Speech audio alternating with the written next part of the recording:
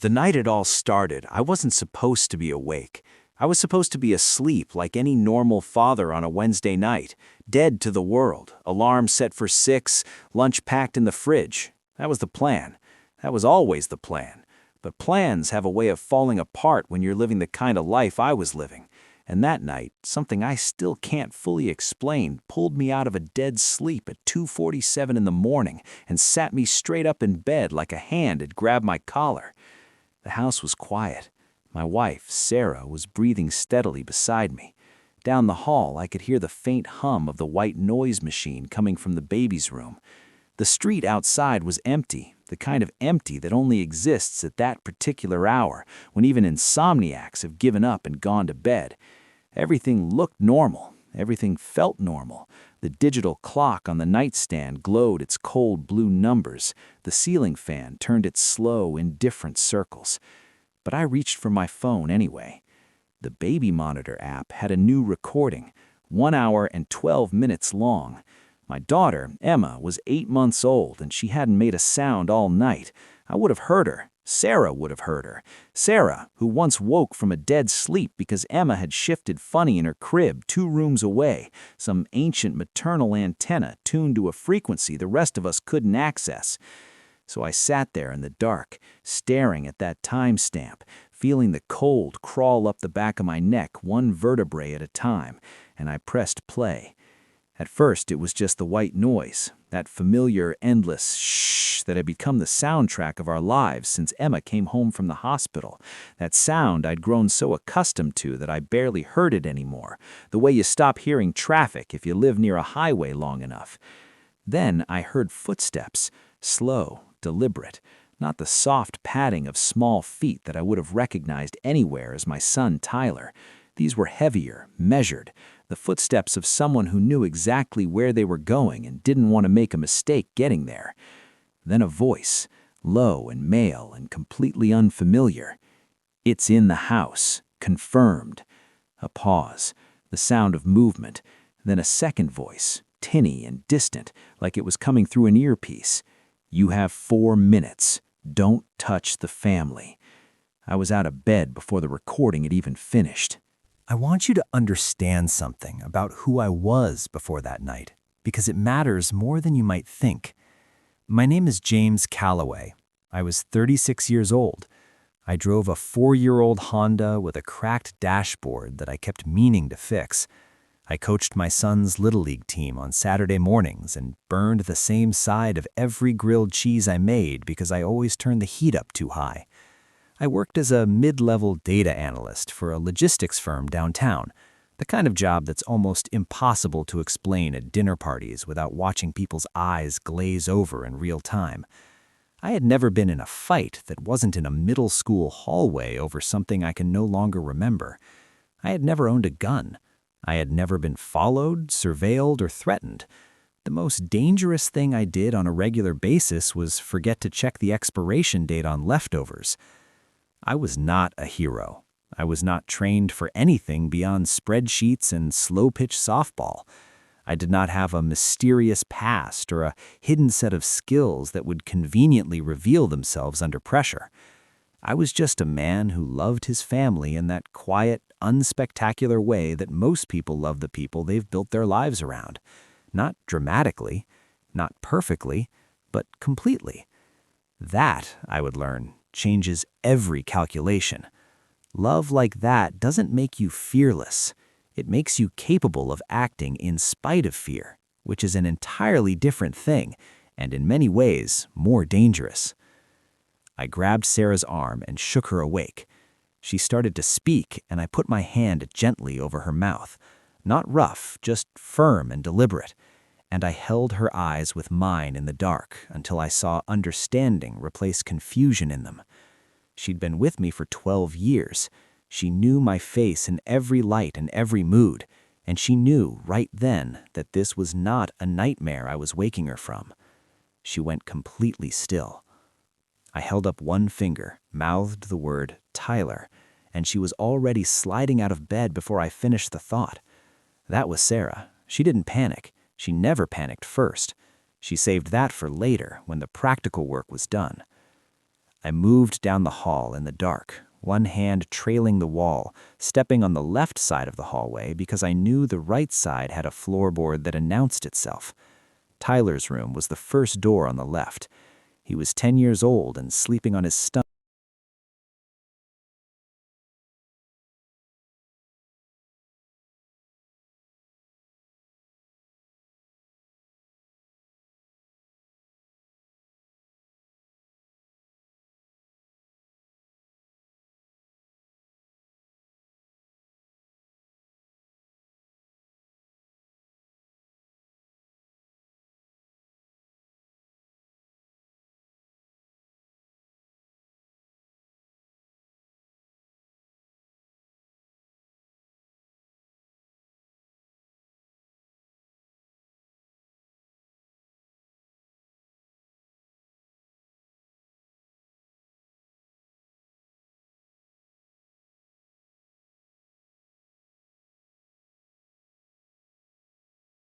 He was gone by the time I got downstairs. I stood in the kitchen with every light off and my heart slamming against my ribs, and there was nothing. No broken window, no forced door. The back door was locked. Deadbolt and chain exactly where I'd left them. The sliding glass door to the patio, locked. The basement door, locked. I moved through every room on the ground floor with my back to the walls the way I'd seen people do in movies, which in retrospect was probably more theatrical than useful. And I found nothing out of place. Not a chair moved, not a cushion disturbed, nothing missing from countertops or drawers. Whoever had been in my house had been in my house the way a ghost was in a house, present, purposeful, and leaving nothing behind except the fact of their presence and the deep, unsettling wrongness of it. But I knew what I'd heard. The recording was still on my phone. The voice was still in my ear. I went back upstairs, checked on Sarah and the kids in the closet, Emma stirring slightly, Tyler sitting cross-legged on the floor with his back perfectly straight like a soldier waiting for orders, my wife's eyes asking me 100 questions in the dark, and I told them it was okay for now. Stay put, I'd be right back. Then I sat on the edge of our bed and listened to the recording again from the beginning. Twice. 3 times. Picking it apart. 4 minutes of audio total. 2 men minimum, possibly 3. Professional. Calm in the way that people are calm when composure is a job requirement rather than a personality trait.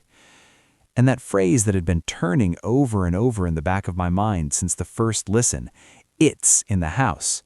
Not he's in the house, not she's in the house. An object. They were looking for an object. Something they believed with enough confidence to break into a home in the middle of the night was inside my walls.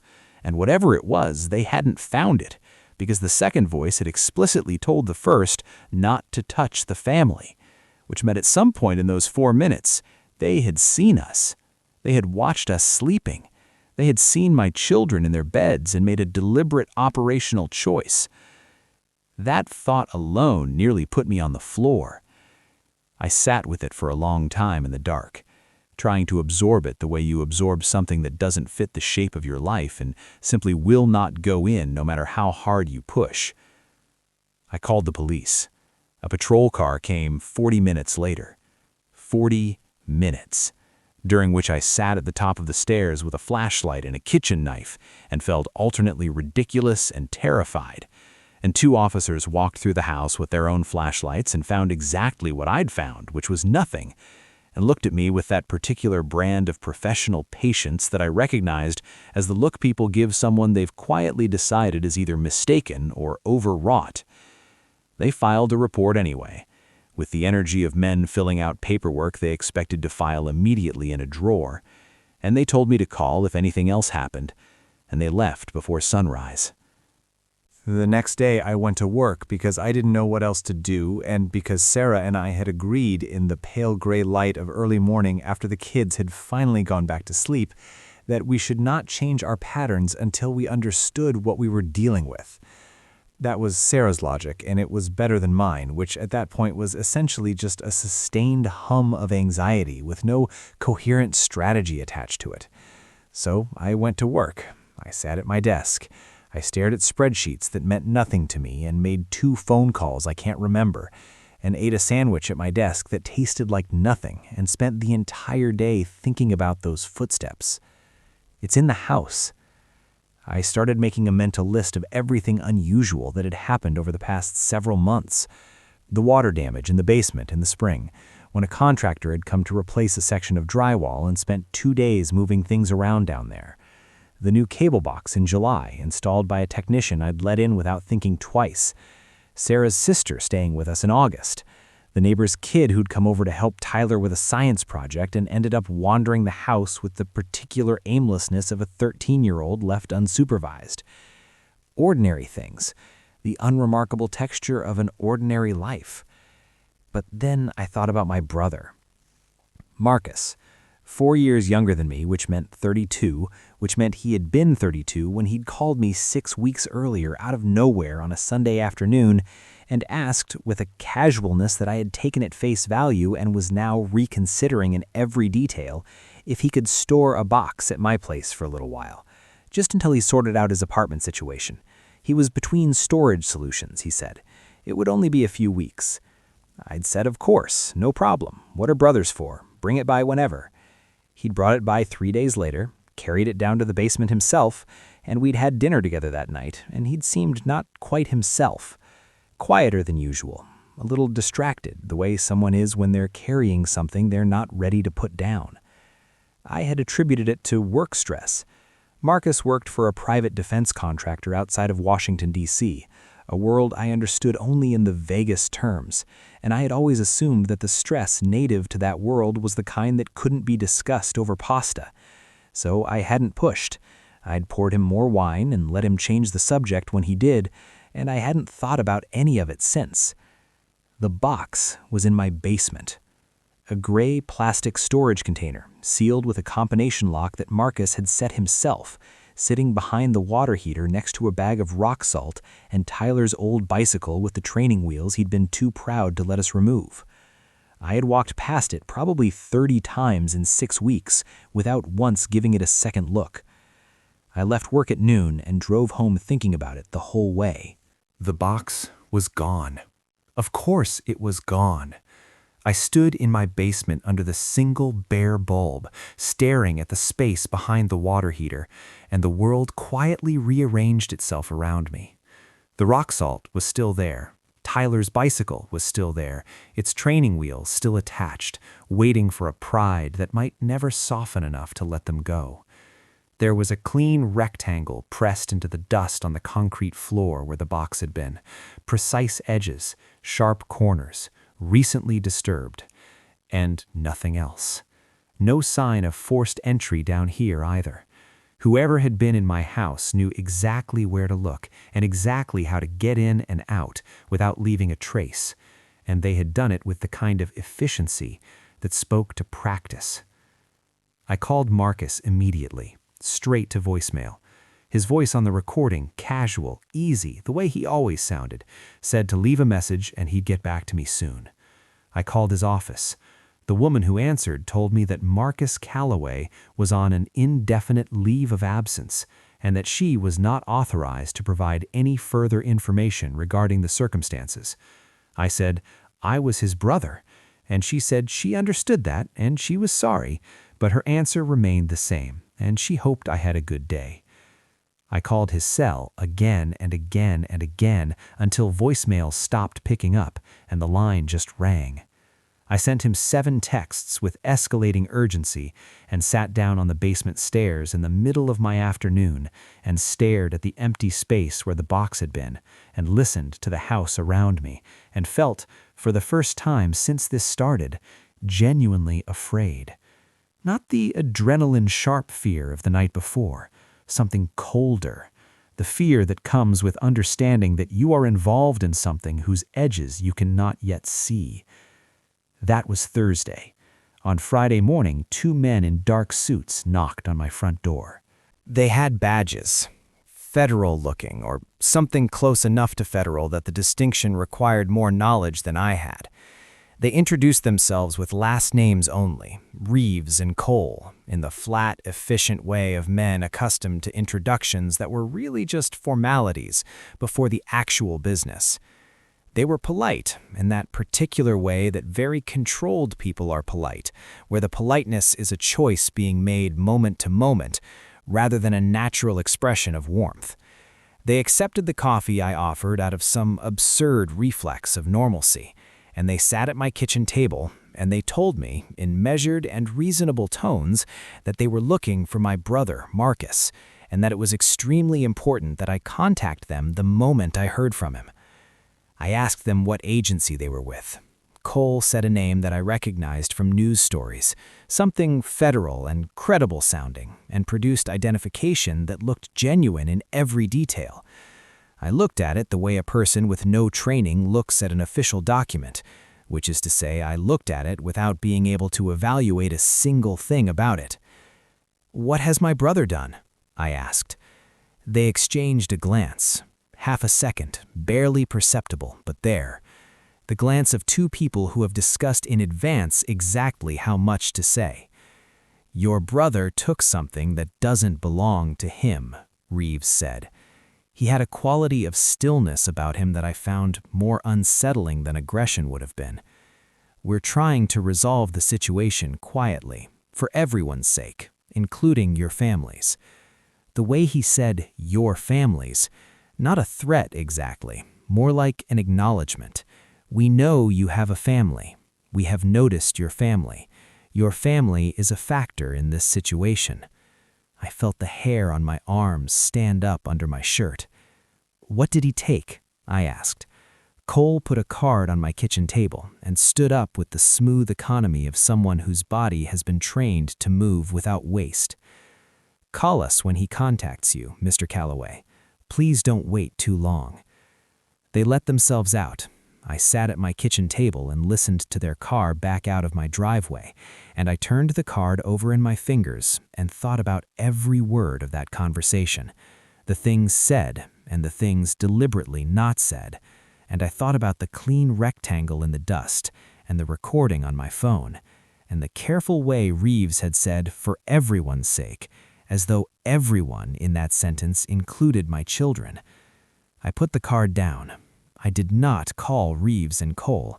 Instead, I scrolled through my contacts until I found the name I'd been unconsciously moving toward ever since I stood in my basement staring at that empty floor. Diane Park. We had met at a conference on data infrastructure 3 summers ago. Both of us trapped at the same mediocre panel on a topic neither of us ended up caring about. Both of us spending the entire presentation quietly exchanging incredulous looks until finally she passed me a note like we were in middle school that said, "Is this actually happening?"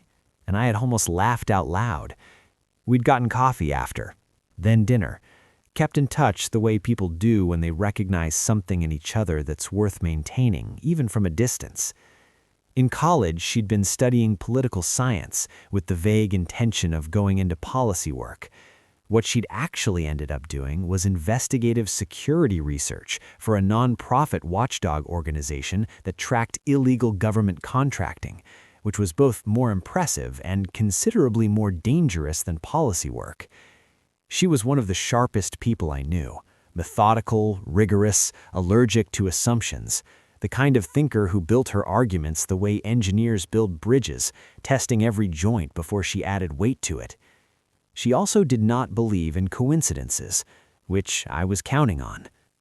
I told her everything: the recording, the footsteps and the voice, the box in my basement and the clean rectangle where it had been, the men at my table with their federal adjacent badges, Marcus going completely dark.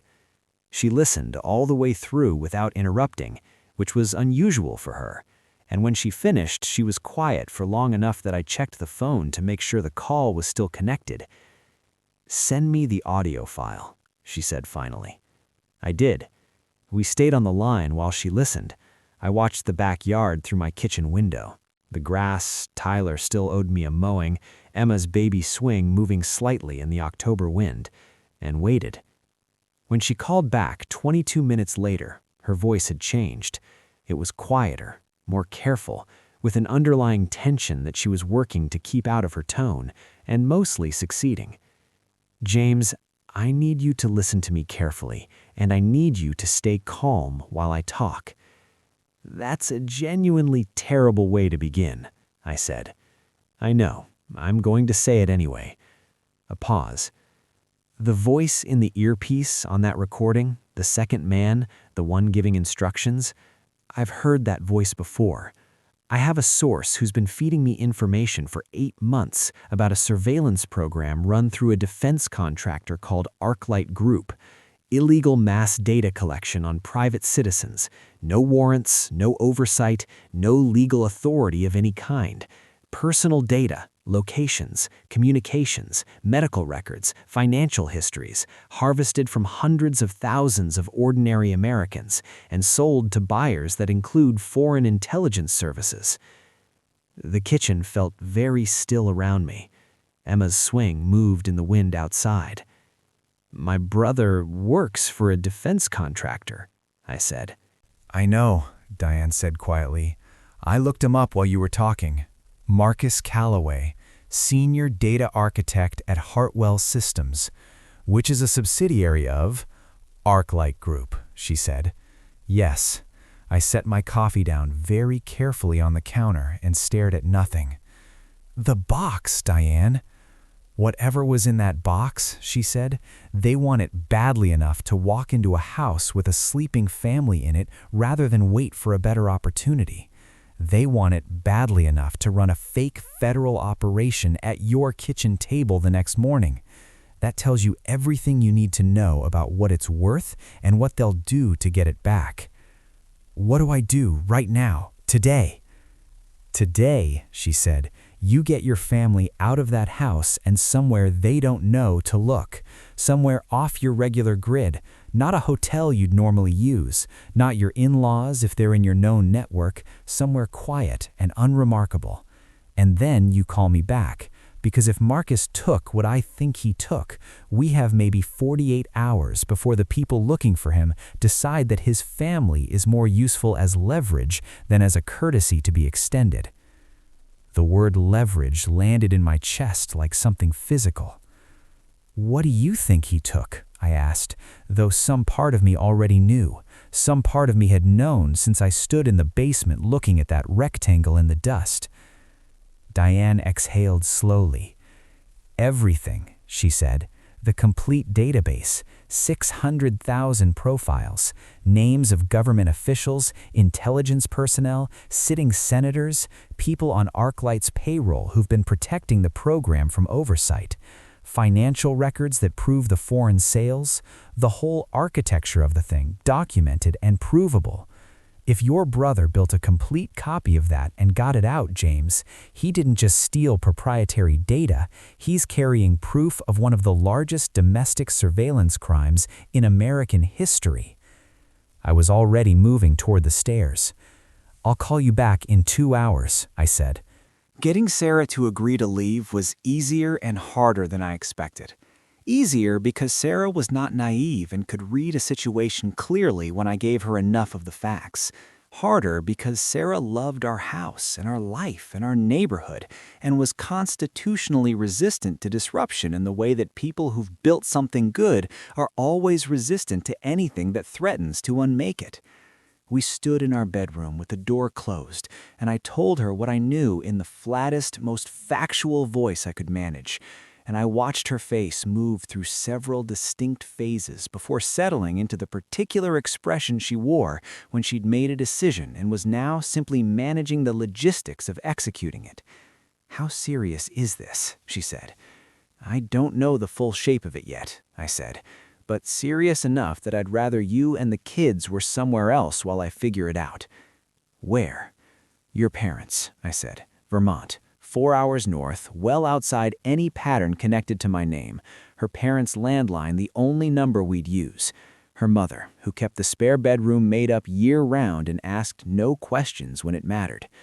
Take the back roads. Pay for gas with cash. Don't use your credit cards once you're past Hartford." She looked at me for a moment. "You've been thinking about this." "I've been thinking about it since 2:47 this morning." She nodded once, the way she nodded when something was decided. Then she went to pack. I got Tyler from school early, told the front office it was a family matter, and drove him home with his backpack in his lap and his eyes watching me from the passenger seat with that quiet 10-year-old gravity that sometimes made him feel like an old soul wearing a child's face. "Dad," he said, about halfway home, "are we in trouble?" "We're going to visit Grandma and Grandpa," I said. "That's not what I asked." I glanced at him. He was looking out the windshield, not at me. "Everything's going to be okay," I said. "That's also not what I asked." I drove for a moment without speaking. I said finally, "Adults are handling it. Your job is to take care of your sister and be easy for Mom, okay? That's the most important thing you can do right now." He was quiet for a block. Then, "Okay." And that was it. Just okay. No drama, no arguments. I pulled into the driveway and he got out and carried his backpack inside and went straight upstairs to pack without being asked. And I sat in the car for a moment alone with the engine ticking and something large and wordless pressing against the inside of my chest. I kissed Emma on the top of her warm, soft head while she sat in her car seat, her fingers wrapped around a plastic giraffe, completely absorbed in the important work of chewing its ear. I held Tyler for longer than I normally would in the driveway before they left, and he didn't pull away like he sometimes did. He held on. Sarah kissed me and looked at me with everything she didn't say arranged plainly in her eyes, and then she got in the car, and I watched them back out of the driveway and turn onto the street and disappear. And I stood there on the sidewalk in front of my ordinary house on my ordinary street until they were gone. Then I went back inside and called Diane. "They're out," I said. "Good," she said. "Now go find your brother." Marcus found me first. I was at a gas station outside of Hartford, filling the tank when my phone buzzed with a text from a number I didn't recognize. 4 words. "Don't go home, James." I stood at the pump with the October wind cutting through my jacket and typed back, "Where are you?" The reply came within a minute. An address in Providence, a motel called the Harbor Rest on the east side of the city. Room 114. I called Diane and told her. She said, "Go, be careful, text her every 30 minutes without fail or she would start making calls." I said I would. I got back on the highway and drove northeast through the gathering dark, through the kind of night that felt purposeful, like it had somewhere to be. The Harbor Rest was the kind of place that had probably been decent in 1987 and had spent the intervening decades in a slow, dignified decline. Faded curtains, a parking lot with more cracks than asphalt, a vending machine in the lobby that was lit up but empty. Room 114 was at the far end of the ground floor, away from the office.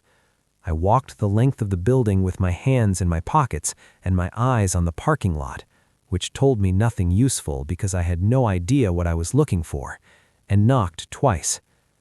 Marcus opened the door before the second knock landed. He looked terrible in the specific way that intelligent people look terrible when they've been under sustained pressure for too long. The body still functional, still upright, but the eyes carrying something that couldn't be wrested away. 3 days of beard, dark circles pressed deep under his eyes, the gaunt quality of someone who had been eating only when the thought occurred to them. He pulled me inside and locked the door in one motion, and then crossed to the window and checked the gap in the curtains before he turned around and looked at me properly. Then he said, "I'm sorry, James. I'm sorry I put you in the middle of this." And something in me, the fear, the anger, the 4 days of sustained dread, softened slightly, because that was Marcus. That had always been Marcus, brilliant and principled, and chronically, almost pathologically bad at asking for help, until the situation had escalated far past the point where help could arrive cleanly. "Tell me everything," I said. From the beginning. Don't summarize." He did. He had been at Hartwell Systems for 6 years. Good work, good money, the kind of technical problem solving, building data architecture, designing secure storage systems, optimizing information pipelines that had always suited the particular way his mind worked. For most of those 6 years, he had asked the questions his job required of him, and not the ones it didn't, the same way most people in that industry operated. The work was abstract enough to feel neutral. Infrastructure was infrastructure. Data moved from one place to another. The end use was someone else's consideration. Then, 8 months ago, on a Tuesday afternoon during a routine internal audit, he had noticed a server partition that was absent from every document he'd ever been given. It wasn't hidden exactly. It existed in the system's architecture in a way that a thorough audit would eventually find, but it was situated and labeled in a way clearly designed to discourage curiosity. Marcus, whose curiosity had never required encouragement, had accessed it in the way that careful people access things they suspect might be significant, methodically, documenting as he went. What he found on the other side of that partition had stopped him so completely that he told me he had sat at his desk for 20 minutes afterward without moving, just processing, before he was capable of deciding what to do next. A live, active surveillance database, not a research database or a historical archive, live, real-time, continuously updated, containing detailed personal profiles on 623,000 American citizens who had never consented to any of it, never been informed of it, and had no legal recourse against it because, as far as the law knew, it didn't exist. Financial records, medical histories, private communications, emails, texts, phone calls, location data tracked continuously through their devices, family relationships mapped and documented, political affiliations noted, personal vulnerabilities cataloged. The kind of comprehensive dossier that even 30 years ago would have required a significant government operation to compile. Now it existed in a server partition in a private company's data center in Northern Virginia, and it was being sold. Marcus had taken what screenshots he could before his access window closed, and he'd been logged out automatically. Then he had gone home, sat in his apartment, and spent 3 days deciding whether he was the kind of person who could see something like that and walk away from it. He was not. The next 5 months were the most careful months of his life. He had built, piece by piece, using access he had to various parts of the system through his legitimate work, a complete encrypted copy of the database. Not just the profiles, the financial records of the sales transactions, the names of the buyers, the names of the government officials who had been paid to look the other way, to kill oversight proposals, to redirect investigations. An entire architecture of corruption documented in its own data. He'd put it on a single encrypted drive, and he'd brought it to my basement because it was the safest place he could think of. An ordinary house belonging to an ordinary person with no connection to any of this, in a city 300 miles from Washington, registered to a name that appeared nowhere in any system connected to Hartwell or ArcLight. It worked for almost 6 weeks, he said. Then someone at Hartwell realized there'd been an unauthorized copy made. They didn't know who, they didn't know where it was, but they started moving, and I had to move faster. "The night they came to my house?" I said. He nodded. "They must have traced something back to me. Maybe a data signature I didn't scrub thoroughly enough. Maybe someone who saw me more than I realized. Once they had my name, they had yours. And once they had your address..." He stopped. "I should have warned you. I made a judgment call that it was safer to leave you uninformed, that you'd be safer not knowing. And I was wrong, and I'm sorry." "The men who came to my house?" I said. "And the federal agents?" "Not federal," Marcus said, the same flat certainty I'd heard from Diane. "Reeves and Cole." He shook his head slowly. "Not their real names. ArcLight runs a private security division. former intelligence, former military, people who know how to operate in the gray space between legal and illegal because they've been doing it for institutions that required exactly that for 20 years. The badges are good enough to work on anyone who isn't trained to verify them in real time. Their job is to recover the drive or eliminate the threat, and they have a long track record of doing both. Eliminate? I repeated. It's the word they use. We sat with that for a moment. And whoever was in my house that first night, they didn't find the box? The box was already gone, Marcus said. I'd moved it the day before. I just hadn't been able to tell you without compromising your deniability. He paused. What they were looking for that night was a secondary backup, a secondary encrypted key I'd told no one about, hidden in the house, something I added as insurance. His jaw tightened slightly.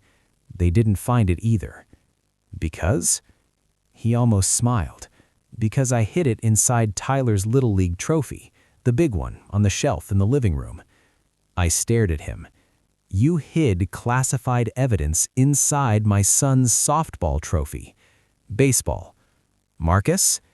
It worked. We met Diane the next morning at a diner outside of Providence that she had chosen. Corner booth, backs to the wall, facing the door, a sight line to the parking lot through the window beside us.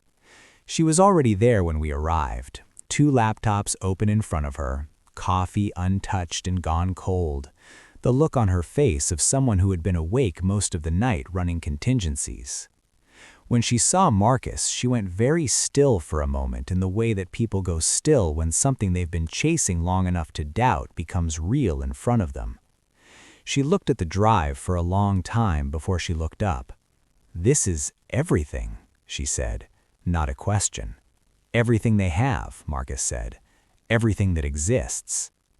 She sat back and breathed out slowly through her nose.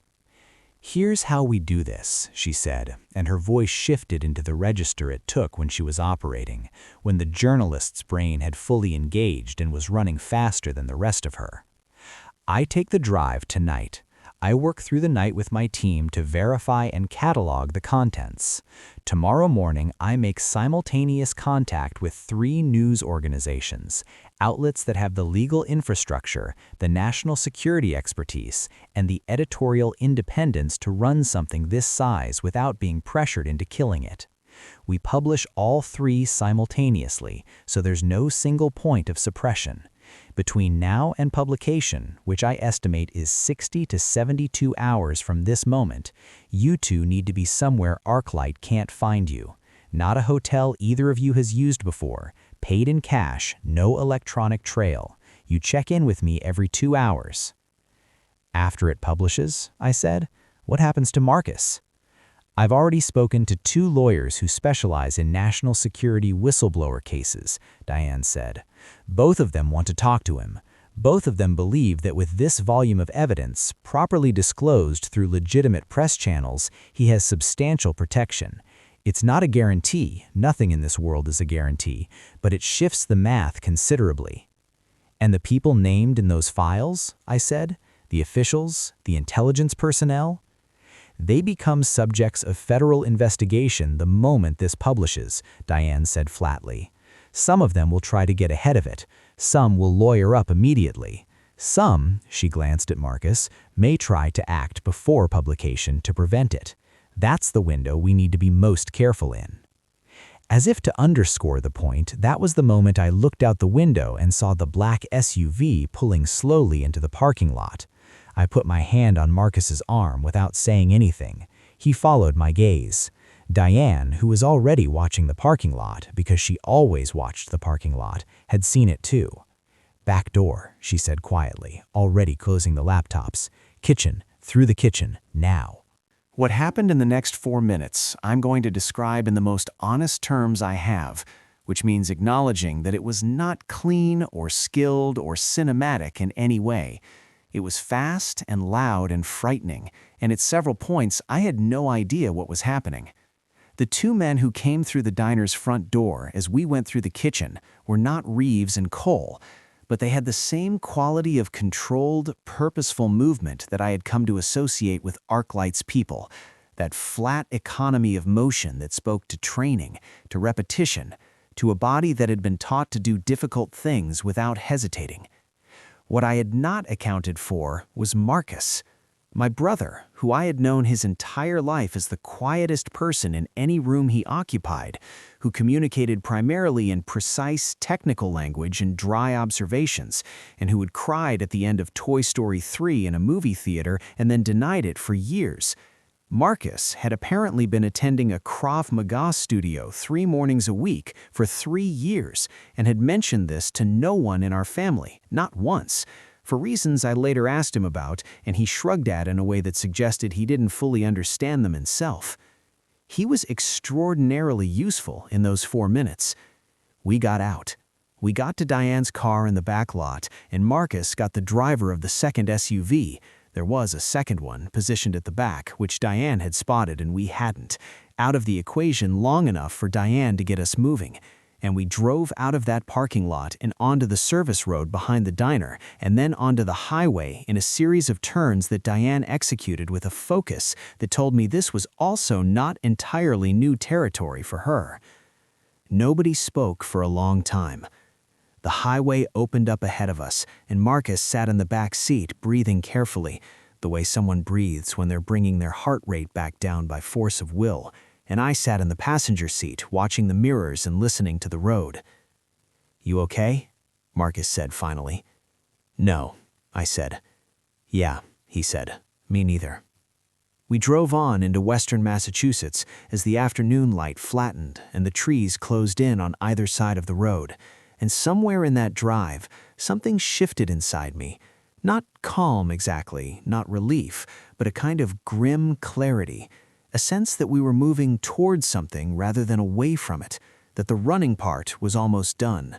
The cabin belonged to an old source of Diane's, a retired investigative journalist who had relocated to the Berkshires a decade earlier and maintained what Diane described as a healthy infrastructure of off-grid hospitality for people in exactly our kind of situation. No internet connection, no smart devices, a wood stove, a propane generator, a landline phone that worked, and enough canned food in the pantry to wait out most situations. We stayed there for 36 hours. Marcus worked with Diane remotely.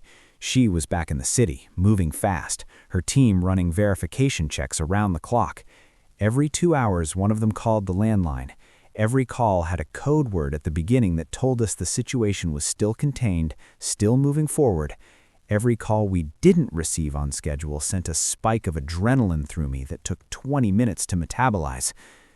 I thought about Sarah and Vermont. I thought about Tyler doing his homework at her parents' kitchen table with his tongue stuck out. I thought about Emma in her temporary crib, sleeping the way babies sleep, with total unguarded surrender to the world. No concept yet of what the world might require of you.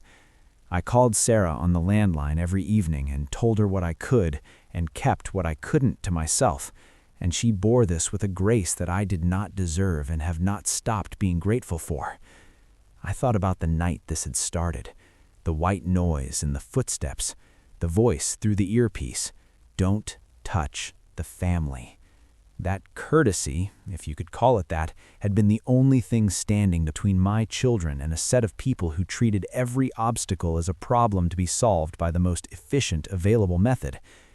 I sat with that thought in the dark of the cabin while Marcus slept, and the wood stove ticked and the October wind moved through the pines outside, and I felt something settle in me that had been shifting and uncertain since the beginning. Not anger exactly, something quieter and more durable than anger. A sense of the stakes that I thought I understood but hadn't, not really, until I was sitting alone with it. This wasn't just about Marcus. It wasn't just about the files or the program or the names in the database. It was about the 623,000 people whose information had been harvested and sold without their knowledge, people who had no idea they were in those files, who had gone to sleep in their ordinary houses on their ordinary streets, assuming a level of basic safety that turned out to be a polite fiction. People like us. People exactly like us. I thought about the baby monitor, the blinking green light.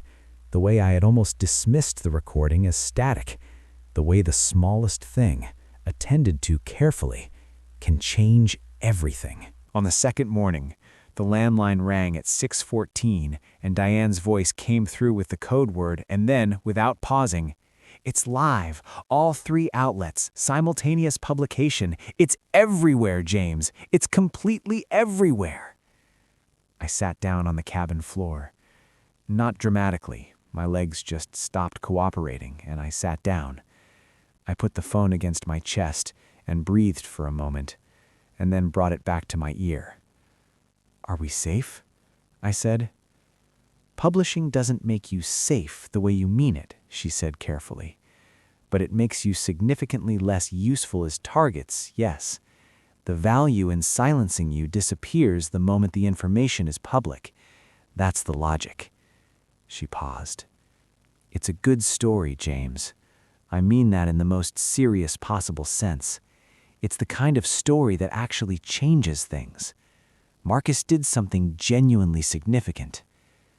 "He was scared the whole time," I said quietly. "The best people usually are," Diane said. The public record of what followed is available to anyone who wants to find it. Congressional hearings were announced within 72 hours of publication. The Department of Justice opened an investigation by the end of the first week.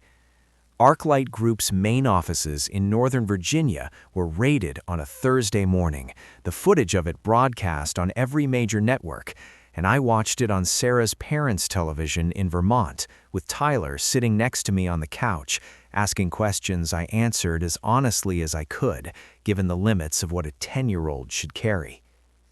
The names in Marcus's files became the subjects of a criminal investigation that expanded every week as new connections surfaced. Reeves and Cole, real names Robert Faraday and Dennis Kim, former intelligence officers both, their histories redacted in ways that were themselves illuminating, were among the first wave of 41 indictments. The sitting senator from a Midwestern state who had been receiving ArcLight payments for 3 years announced his resignation on a Tuesday afternoon. The deputy director, whose name appeared in Marcus's files, went on administrative leave pending investigation and was later indicted on 3 separate counts. Marcus testified before a Senate subcommittee 6 weeks after publication, on a gray November morning, with the kind of flat, overcast sky that Washington specializes in. He sat at the long table in his good suit and spoke in his careful, precise way, without drama, without editorializing, laying out the facts of what he'd found and what he'd done about it, with the same methodical clarity he brought to everything. I watched from the gallery with Sarah beside me, and Tyler on my other side, Emma on Sarah's lap, happily destroying a board book about farm animals. And I thought about how strange it was to watch your brother be brave in public when you had spent your whole life watching him be quietly, privately, unremarkably decent. I thought about the Sunday afternoon phone call 6 weeks before all of this. The casual, tired voice asking if he could store a box at my place for a while. The weight in it that I had taken for work stress and set aside. I should have asked. I know that now. I should have sat across from him at that dinner table and asked what was actually going on. He might not have told me. He probably wouldn't have, but I should have asked. There are a lot of things like that when you look back on a story. Moments where a different question might have changed the shape of what followed. I've made peace with most of them. I'm still working on a few. I drove home on a Thursday afternoon in November, 4 weeks and 2 days after I had stood on my sidewalk watching my wife and children drive north. The Honda sat in the driveway where I'd left it, patient and unchanged. The leaves were all down, and the yard had that bare, late autumn look of a thing that has let everything unnecessary go. I sat in the car for a moment before going in, the way you sometimes sit in cars when you need a pause between one version of things and another. Inside, Emma was in her bouncer in the kitchen, doing her extremely serious work of examining a plastic giraffe. Tyler was at the kitchen table with his homework spread around him and a snack he was eating without looking at because he was looking at his textbook instead, tongue at the corner of his mouth in the way that meant he was actually concentrating rather than performing concentration. Sarah was at the counter with her coffee, watching me come through the door with an expression that contained 12 years of marriage and everything we hadn't been able to say on the phone, and the particular relief of a person who has been quietly, persistently hoping for something and has now stopped needing to hope. Tyler looked up, considered me with those old soul eyes for a moment. "Dad," he said, "you were in trouble, weren't you?" Not a question. He'd known for weeks. He'd known from the driveway. "Yeah, I was." He nodded, turning it over. "But you handled it." I looked at Emma, chewing the giraffe's beer. I looked at Sarah by the window with her coffee, watching me. I looked at my son, who had packed without being asked, and held his sister's hand in the dark, and shaken my wrist once in a dark hallway, and not asked for explanations. "We handled it," I said. He seemed satisfied with that, in the particular way that kids are satisfied when adults finally tell them a true thing. He went back to his textbook. I set my bag down and crossed the kitchen and kissed the top of Emma's head, and she looked up from the giraffe and gave me the wide, uncomplicated, completely sincere smile that babies give the people they recognize and trust, and something in my chest that had been tense for 5 weeks released all at once. Sarah refilled her coffee and handed it to me without saying anything because there wasn't anything that needed to be said right at that moment, and I stood in my kitchen in the ordinary afternoon light and drank it. That night, after the kids were in bed and the dishes were done and the house had settled into its nighttime quiet, I went through the rooms the way I had that first night, not out of fear this time, just out of the habit of it, the new reflex of a man who had learned the particular cost of taking a quiet house for granted. The rooms were all as they should be. Tyler's arm hung off his mattress. Emma's chest rose and fell. The street outside was empty and the way it should be empty. I went back to our room, plugged in my phone, opened the baby monitor app and checked the settings, made sure the recording function was on, the sensitivity where it should be. Then I put the phone on the nightstand and lay down beside my wife and listened to the white noise machine down the hall and the wind outside and the small, unremarkable sounds of a family asleep in a house that was, for now, exactly as safe as it appeared. And for the first time in 5 weeks, I slept without dreaming. There's a thing people say about paying attention, that it's the most basic form of love, the most fundamental way of honoring what you have. I didn't fully understand what that meant until a baby monitor in a dark house told me that someone had been in my home in the middle of the night, that there were people who would walk past my sleeping children in pursuit of something they wanted badly enough to act without hesitation. I understood it differently after that, the way you understand things differently when they've cost you something. Pay attention to the recordings you almost delete, to the brothers who call with careful voices and careful questions, to the children sitting straight-backed in dark hallways, waiting for the adults to figure it out, to the green light blinking in the corner of the room, to all of it, every single bit of it, because the moment you stop paying attention is the moment you hand over everything you've built to whoever has been waiting patiently for you to look away.